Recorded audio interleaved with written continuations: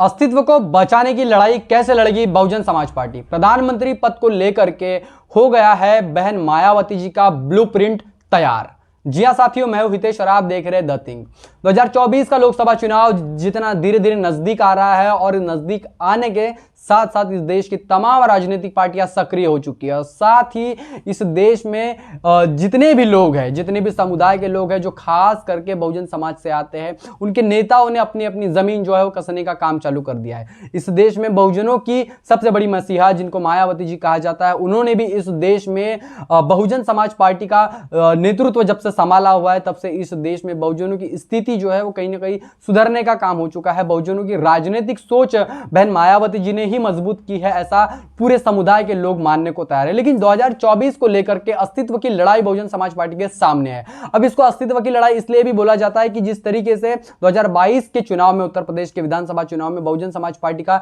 जो ग्राफ गिरा हुआ था, जो करारी हार हुई थी, उसके वजह से कहीं ना कहीं बहुजन समाज पार्टी का ग्राफ नीचे गिर गया। लेकिन युवाओं में और देश के तमाम बहुजनों में इस बात को लेकर के निगेटिविटी आई। लेकिन इस निगेटिविटी को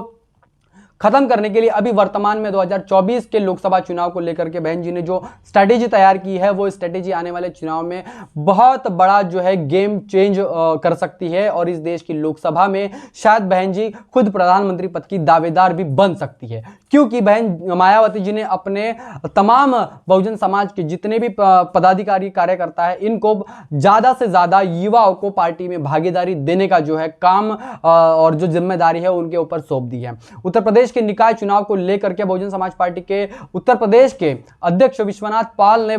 खुलासा किया है कि बहुजन समाज पार्टी के अंदर ज्यादा से ज्यादा युवाओं की अगर भागीदारी मिलती है और उनको चुनाव में खड़ा होने के लिए उनको बहुजन समाज पार्टी ग्राउंड पर लेके आती है, तो बहुजन समाज पार्टी की विचारधारा ज्यादा से ज्यादा लोगों तक के पहुंच जाएगी। दूसरी बात, बहन कुमारी मायावती जी के मिशन मूवमेंट के बारे में ज्यादा से ज्यादा युवाओं को अगर पता चल गया तो इस देश में तमाम जो मनुवादी विचारधारा जो हमेशा से ही इस देश के संविधान के खिलाफ में बात करती है, आरक्षण के खिलाफ में बात करती है, उन लोगों की जमानत इस देश में जब्त हो जाएगी अगर इस देश में खास करके युवा, बहुजन समाज के जितने भी युवा है वो राजनीति में अगर सक्रिय हो गए। तीसरी महत्वपूर्ण बात यह बताई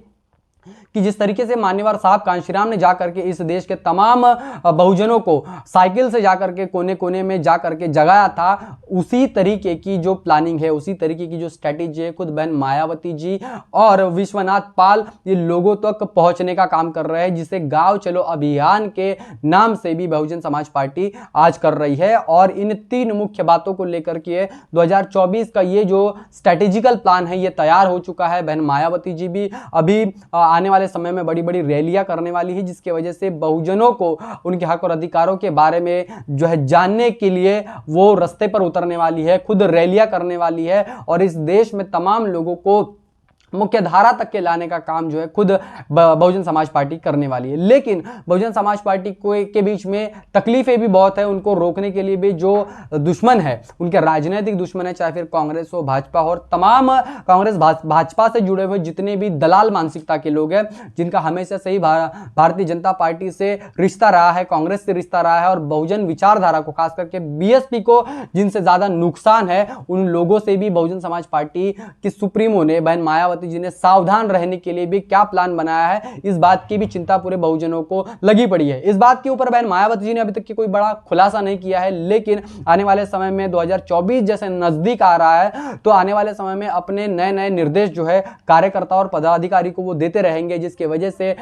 कौन सी बातें करनी है, क्योंकि लड़ाई में दुश्मन की ताकत का अगर हमको अंदाजा नहीं होता है तो शायद हम लड़ाई हार जाते हैं। और कौन सी बातें नहीं करना चाहिए और कौन सी बातें करना चाहिए, ये निर्देश जब तक कि बहन मायावती जी देंगे नहीं, तब तक के इस देश के जितने भी बहुजन समाज पार्टी के छोटे बड़े पदाधिकारी और कार्यकर्ता है वो तब तक के कोई कदम नहीं उठाएंगे। बहरहाल इस बात को लेकर के 2024 की अस्तित्व की लड़ाई इसलिए इसको कहा गया है क्योंकि वर्तमान में बहुजन समाज पार्टी के 10 जो सांसद है वो लोकसभा में है और विधानसभा में सिर्फ एक जो है एमएलए बहुजन समाज पार्टी का है। और ये जो ग्राफ है ये भी जिसका वोट बैंक भी धीरे धीरे कम हो रहा है। लेकिन उत्तर प्रदेश की अगर हम बहुजन वोटरों की बात करें, खास करके शेड्यूल कास्ट के अगर वोट की बात करें, तो 21% वोट उत्तर प्रदेश में खुद बहन मायावती जी के हाथ के अंदर है और खास करके उसमें मुस्लिम समुदाय भी जुड़ रहा है और इस देश का ओबीसी भी जो है बहुजन समाज पार्टी से जुड़ने का काम कर रहा है, जहां पर खुद बहन मायावती जी इसका नेतृत्व कई बड़े दिग्गज नेताओं को दे रही है, जो अपने अपने समुदाय का नेतृत्व करके बहुजन समाज पार्टी को मजबूत करने का काम, इस देश के फुले शाहू बाबा साहब की विचारधारा को मजबूत करने का काम कर रहे हैं। बहरहाल तमाम जो लोग हैं SC ST OBC खास करके